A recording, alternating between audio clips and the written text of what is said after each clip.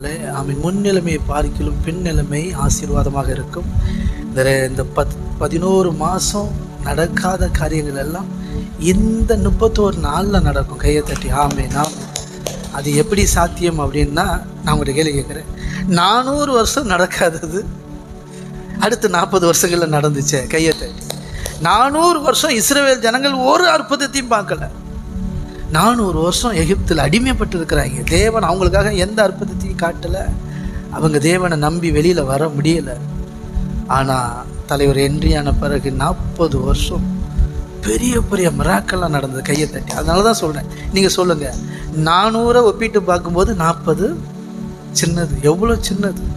400 வருஷம் எங்கே இருக்குது, 40 வருஷம் எங்கே இருக்குது. அதனால தான் சொல்கிறேன், 11 மாதம் எங்கே இருக்குது, 1 மாதம் எங்கே இருக்குது. கையை தட்டி ஆமாம். எதனே நம்புறீங்க? அது சாத்தியம்னா இது சாத்தியன்றேன். அது நடந்தது உண்மைன்னா இது நடக்கும். நீங்கள் யோசிச்சு பாருங்கள், 400 வருஷம் எந்த ஒரு அறிகுறியும் கிடையாது. அதானே, அப்படி தானே இருக்குது.